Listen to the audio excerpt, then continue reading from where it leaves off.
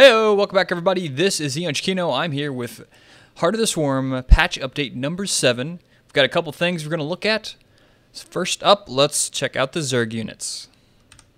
So we've got the Ultralisk here. The Ultralisk has had a little bit of a change. The Burrow Charge has got a little bit of a speed buff. You can see it's like, that's a little bit faster. So yeah, that'll be nice. I hadn't seen this skill used almost ever, and I felt it was a little slow when it first came out, so yeah, I think this is a good change. Good change there. A little bit of a speed buff. The exact numbers on that is, let's see, increased movement speed from 2.25 to 3.75, so that's a decent little buff there. Next up, we're going to look at the Viper, the Blinding Cloud. This is another kind of a small change. Where's my Viper at? Here it is. So the Blinding Cloud that stops units from having an attack radius greater than 1. So they all have melee attacks. So this just happens to go for 14 seconds instead of 10 seconds. So it lasts just a little bit longer than what it used to. Just a little bit of a buff there on the Viper. Next up for the Zerg is Spinecrawler change. So the Spinecrawler model was increased just a little bit. And you can no longer run Zerglings past Spinecrawlers. It creates a solid wall as if you had two pylons next to each other or pretty much any other building. This seems like it's going to have the greatest effect on ZVZ to do a little bit stronger wall-ins, but like you can see, you can't run in, you can't run out. Just a straight wall. You can lock Zerglings in there. There they go. Now they're all in and out. So that is the Spinecrawler change. And is that it for the Zerg? Yes, that's all for the Zerg. Next up, let's look at the Terran. This is like not much patch going on here for the Terran, but it's a simple one. It's kind of a revert back to the way it was. So there used to be an upgrade to turn these Hellions into Hellbats, but that no longer exists. Now to make Hellbats, all you need is an armory. So as long as you have an armory, you can just build them straight out of there and go for it, or you can just transform them yourself. So all you need is an armory, then you can make Hellbats. Pretty simple change. Back reversion. Now let's go to the Protoss. It seems like the Protoss always get the most changes in every single one of these patches. So first up, the Tempest. So they've been messing around with the Tempest, how they want the Tempest upgrade to work. So the range now is 15, and it has its damage to massive again. So it's 60 and 30. So there's been a little bit of a change to the Tempest. So the damage was increased a little bit from 25 to 30, so a little bit of a buff. The massive damage no longer requires an upgrade at the Fleet Beacon, like I was saying. It's just on the unit to begin with. But there's a little bit of a nerf where the massive damage bonus dropped by 5. So they kind of made it a little bit more narrow, I guess you would call it, more middle of the road. They cut off the high-end damage of the massive attack, but they increased the damage on the low end of the standard attack. So it's a little bit better overall average flying attacker. So, oh, another thing, I can't remember, one of the Blizzard employees posted that they're eventually, this is kind of a big deal that they said this, they want to remove Vortex, like the skill that the Mothership has, and eventually replace that type of style with the Tempest. So that's interesting. They really want to have this unit to be kind of a unit that can deal with Broodlords, Corruptors, and kind of like the Zerg super army. So let's see how that plays out in the future. Next up, let's look at the Mothership. Once again, another one of those units that always gets changed every single patch. So they removed some abilities. Well, let's see, what did they remove? So they removed Void Siphon and Entomb. So this is like not even close to what it used to be. So it's got a new ability called Pulsar Beam. The Oracle channels a beam at an enemy structure and deals 25 damage every second. It drains 2 mana on the Oracle per second. And there's a range of 5. So let me just show you how much damage it does here. Let's see. I got one over here. So we got a Void Ray. Let's have the Void Ray attack a barracks. And we have this guy attack there with the Pulsar Beam. 5 range. So you saw the Void Ray started first, but this Pulsar Beam is... it's catching up. 683. So this is kind of like an equivalent 475. So it's essentially a Void Ray, except it doesn't have to charge up. It just does a lot of damage really quick, and it actually may beat it. Uh-oh, we're coming down to a race here. Who's going to win? The Void Ray started first, but maybe he'll catch up. Oh, so close.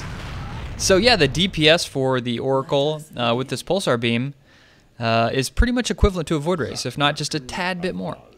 So Pulsar Beam allows the Oracle to just fly around and just go in and harass a little bit. And it's kind of like a fast Void Ray with some spell casting as well. So let's look at the next skill change for the Oracle. This is a big change. This is the new ability called Time Warp. So the Oracle creates a temporary field that slows all ground units' movement speed within a 3.5 radius by 50%.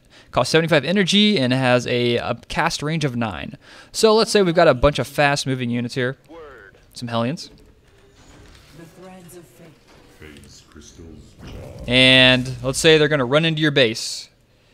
Throw down a Time Warp, and then instantly they're all slowed. So this has a lot of uses. And it doesn't cost that much energy. 75 is kind of low, and it takes up a pretty big radius, and you can cast it from fairly far away. Look at this. That's a pretty far cast radius, but... And it lasts for a decent amount of time. Let's see, what is that? 30 seconds. Wow, that's like... It's like a whole fight. So I've seen some players, some pro players streaming. They were using this against Terran Bio, and that is like crazy. With charge lots thrown in there, that's just... It's pretty good. And also versus maybe a Zerg Super Army late game. It really allows the Protoss player to just control the opponent's army even more than already before. So I'm going to try this out. Not sure if this works on ally units or not. We'll find out. Zealots run through there, and no. It only affects enemy units, so that's nice. Your Zealots can charge on through there, and they'll just completely trash the enemy. But yes, this only works on ground units, no using it on air units, so work on Ultras, Zerglings, stuff like that. But mostly Marine Marauder is just going to be, that's going to be crazy. But Oracles are really weak, so they can be taken up by Vikings, which usually comes into the Terran Bio later on in the game anyway. So that's the Oracle. The last change for the Oracle, the change is the build time decreased from 60 seconds to 35, so this guy comes out a lot quicker. You can pop it out and get it harass going or do whatever you want. Stop atomic attack, something like that. Hard to say what players are going to do with it. So that is the Oracle change. And let's go to the last change, the Mothership Core, the unit that gets changed every single patch. Right now we've got, let's see, Envision. This is the new skill, Envision. Allows Mothership Core to detect cloaked, burrowed, and hallucinated units for 30 seconds. So let's see what happens here. You just hit it, and then it's in killer mode, I guess you'd call it. And let's see, let's pull out a cloak unit. Let's make an Infester. Got a research burrow. There we go. Research complete. So where is my little thing at? So he's gonna run on by. Where are you at? So does it have an attack? Okay, it still does have an attack. So it essentially just gives it detection for 30 seconds. They had it in the previous patch where you would like cast it on a Nexus and their Nexus would have detection, so that's all gone. But let's look at the other changes for the Mothership Core. Purified no longer grants detection of the Nexus. Okay, that's gone. Purify ability has been renamed to Photon Overcharge. So they didn't like the name of that, so now it's just called Photon Overcharge. Just turns the Mothership Core into a... allows it to cast it on a Nexus, so this thing can shoot. Has a little bit of attack. There we go. There's the attack it does have, but remember it no longer has detection. The detection ability for the Mothership Core now relies on the 50 energy you have to cast for Envision. So I think this is a good change because that detection on the Nexus was kind of crazy. I thought that was a little OP, a little bit too much, but I like this as a little bit better of a mix.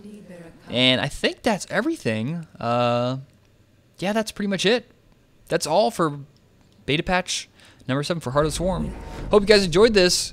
Make sure to subscribe, like, and comment, all that good stuff. If you want to know anything more about this patch, if I didn't explain anything perfectly correctly, just ask in the comments. I will respond. That's it for me, guys. See you later.